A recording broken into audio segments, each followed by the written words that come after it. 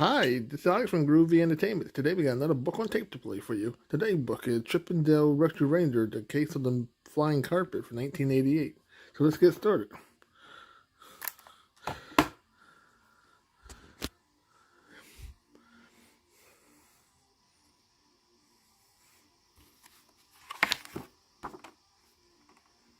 This is the story of the Case of the Flying Carpet.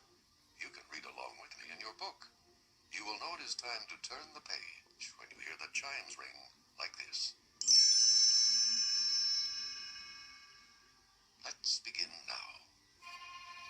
It was midnight, and the rescue rangers were on patrol. Actually, a police car was on patrol, and the rangers were riding on the roof. Gadget yawned. It sure is a slow night. Chip glared at Dale, who was nodding off along with Monterey. Dale, you could be missing something. Stay alert.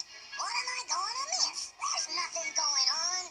Chip ducked as a large wooden object went whizzing past his head. That's true, if you don't count flying doghouses. The doghouse flew higher and higher, picking up speed as it went. Inside, Elmer the basset hound hung on for dear life, afraid to look down.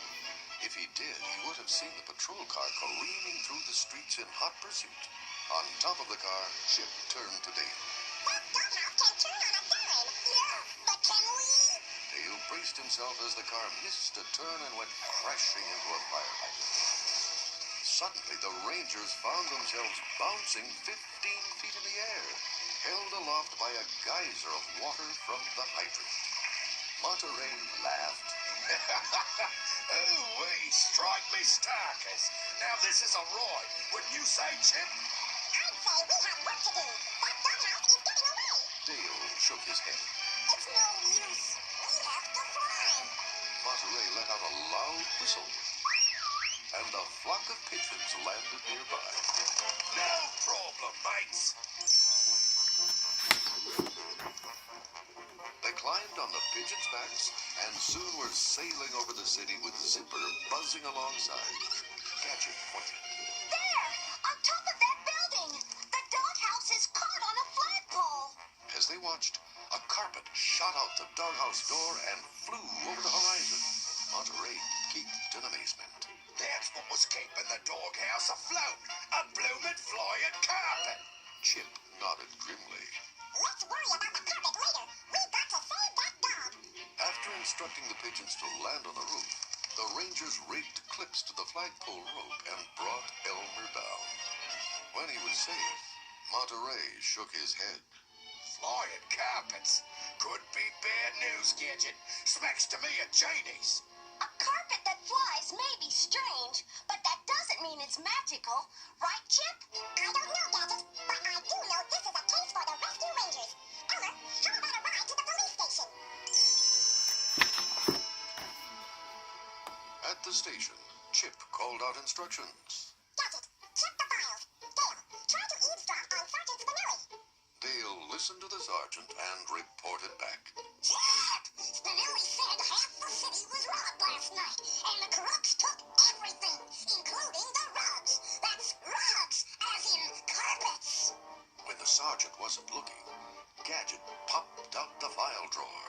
It says here all the carpets came from a place called Allie Bimble's Carpet Emporium. Come on, what are we waiting for? Using the Ranger plane, they sped across town and flew through an open window at Allie Bimbo's warehouse. The first thing they saw was a carpet floating 3 feet off the ground. Monterey couldn't believe his eyes. It's magic, I'm telling you. Luckily, my Arabian horseshoe is good for defeating Janie's. Gadget turned to Monterey. That's a magnet, not a horseshoe. Before Monterey could object, Chip spotted a car leaving the warehouse. It must be Allie Bimbo. After him.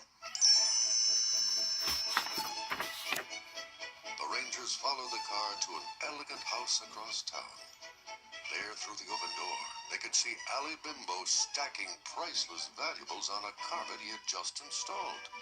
When the owner complained, Allie Bimbo bowed low. 1,000 pardons, Sahib, but I need the the weight to take the curl out of the carpet. When the two men walked off, the Rangers sneaked inside so Gadget could get a closer look at the carpet. Golly, this is weird. There are metal wires woven into it, almost like some kind of electronic circuit. Monterey had a different explanation. I'm telling you, it's a sign of lurking evil. Marty, don't be... Suddenly, the carpet she was standing on lifted a few inches into the air. Dale leaped forward to save Gadget, but before he could pull her off, the carpet curled up, trapping the two of them inside. Then, faster than a rocket, it crashed through the window and flew off into the night. Chip looked on in amazement. Zipper, follow them. Monterey and I will take the plane. Zipper could see the carpet in the distance, piled high with loot. He raced after it, and with one final push, reached out and fell into Gadget's arms. Quick, Zipper. Help Dale and me use the edge of the carpet to steer. As the carpet changed direction, the three of them saw an unbelievable sight. It was a formation of carpets all streaking through the sky, loaded with gold, jewels, furs, and valuables. Gadget studied her own carpet, trying to figure out Ali Bimbo's secret. Then it hit her. Hey, guys, it's these electrical wires. As she spoke, the plane pulled up beside them. Monterey tossed over his horseshoe. This'll help you control the spirits. Gadget lit up when she caught it. Maybe it'll disrupt the electricity. Sure enough, the carpet plummeted toward the ground. Chip lowered the nose of the plane and dove beneath his falling friends, scooping them out of the air. Monterey grinned. You won't be scoffing at me magic horseshoe now, eh, Gadget? You can call it whatever you'd like, but the only power that thing has is magnetism. Chip glanced at the formation of flying carpets. Let's get back to Ali Bimbo's. It looks like that's where they're headed. Zipper, are you with us? Then Rescue Rangers, away! At the warehouse, the Rangers found just what they were looking for. Dozens of carpets, all covered with priceless treasures. Chip's ears perked up. Hide! Someone's coming! They dove inside a silver tea service just as the warehouse door flew open and Ali Bimbo walked in. Chip stared in shock as the man ripped off his beard, sunglasses, and turban. Hey! It's that mad scientist and greedy villain, Professor Nimno!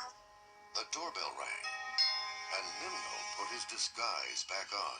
The Rangers scampered out from their hiding place and peeked into the front room, where he was ushering in Mrs. Clutchcoin, a fantastically wealthy millionairess. Mr. Bimbo, I'm having a dinner party, and I want every room of my house carpeted by tonight. Your wish, madam, is my very expensive command. As soon as she left, Nimnal hurried toward the room where the Rangers were waiting. Gadget climbed up onto a big loom. Hey, guys! Over here! The others scrambled up and joined her. When Nimnal walked in, he headed straight for the loom. Just imagine, the Clutchcoin mansion full of my carpets. I'll have to get busy and make a few more. He threw a switch, and the loom began weaving strands of thread and wire with the Rangers right in its path. They raced along the threads, trying to escape the relentless weaving action. But the harder they tried, the more tangled up they became. Dale called to his friend. Monterey! Get us out of here!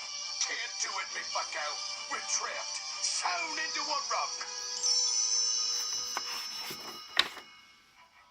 Unable to break free, the Rangers felt themselves being lifted into a van. The next thing they knew, the carpet was unloaded at the Clutchcoin mansion and rolled out onto the floor. When a serving table was put into place above them, Monterey's eyes lit up. Buggos, I think I have an idea. He wiggled the magnet from his pocket and used it to pull a metal knife from the table down onto the carpet. Holding it next to him, he used it to cut through the mass of threads and wire.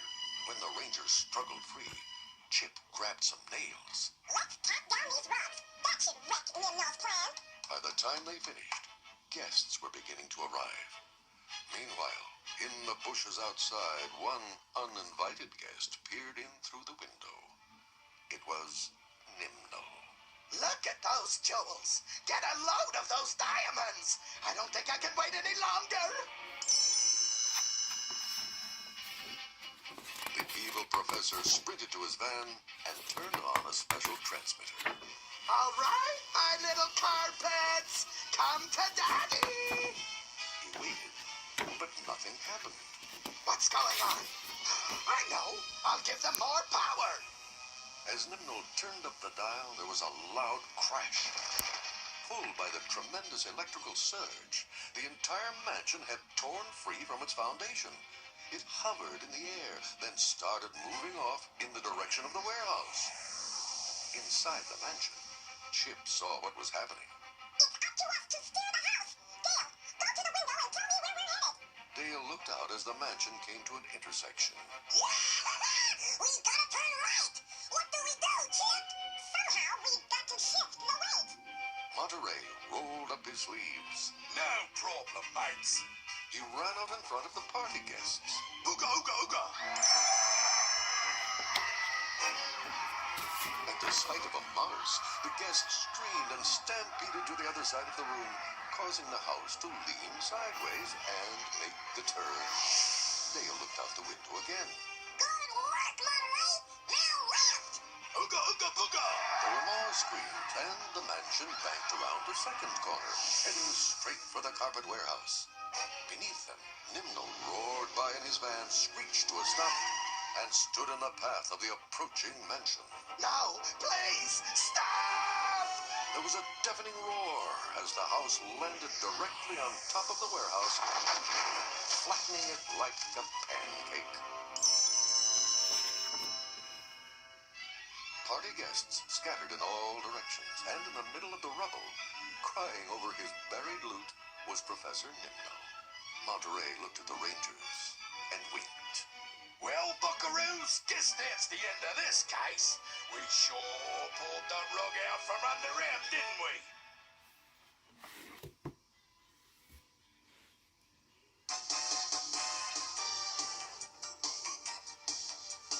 Sometimes some crimes go slipping through the cracks, but these two lumps you are picking up the slack. There's no case too big, no case too small.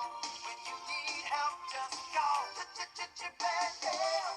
Rescue Rangers, Chip and Dale. When there's danger, no one never fails once they're involved. Somehow, whatever's wrong is solved. Chip and Dale.